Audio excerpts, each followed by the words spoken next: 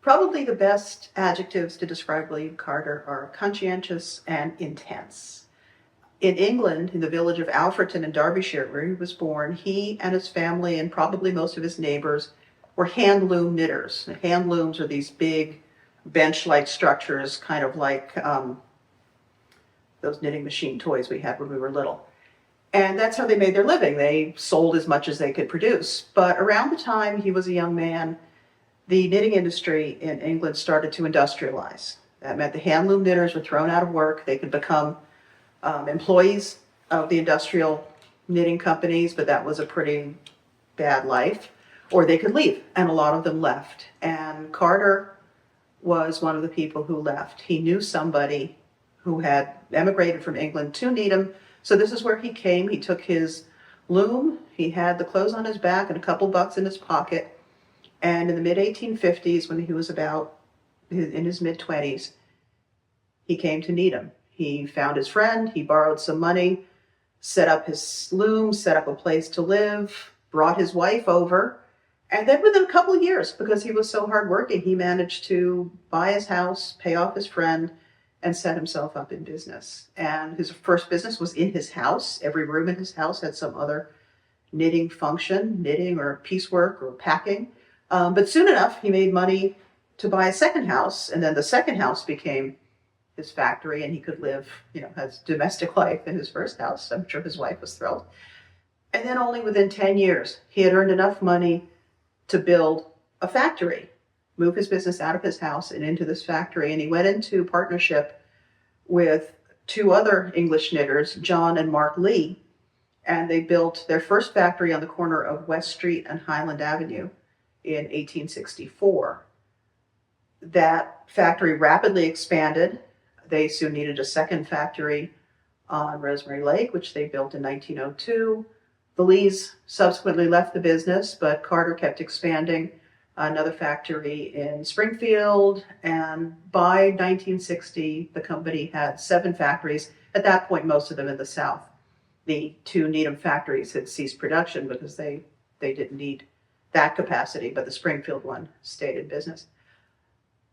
Carter was what we would today call entrepreneurial, and it's one of the reasons for his great success. There were, by that point, a lot of knitters in Needham. There were some larger knitting establishments, 5 or 6 larger knitting establishments, a lot of hand loom knitters who stayed in their homes and produced piecework, gloves, underwear, things like that. But Carter realized early on that his best bet was to go to salesmen, to stores, essentially what we think of as wholesale production for subsequent retail sale, and got contracts from them for a certain number of sweaters or a certain number of garments. And so he was able to produce with the certainty that the sale was already there. And so he made money fairly quickly, which is how he was able to expand to a factory within 10 years. Carter was very dedicated to Needham. It was the place that he had moved to. It was the place he brought his family. It was the place where he made his success. And he was also a very religious man. He was a Methodist. He helped to found the Carter Memorial Methodist Church, at that time known as the Methodist Episcopal Church. He was a big believer in giving back. He was by the standards of the day, very good to his employees. He gave them half Saturday off and all day Sunday. Every Christmas, their whole families got new sets of clothes and underwear for the year. He took care of them. If anybody was sick or doing badly, he would help them out. For the town, he was also very generous. He donated land, he donated money. The first public library was donated by Carter on land that he owned in 1906. It's the site that's now the bank and the kinder care between Mellon Street and Morton Street.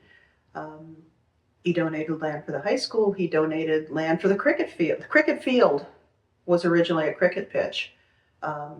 The knitters who came to Needham were English. They didn't play baseball, they played cricket.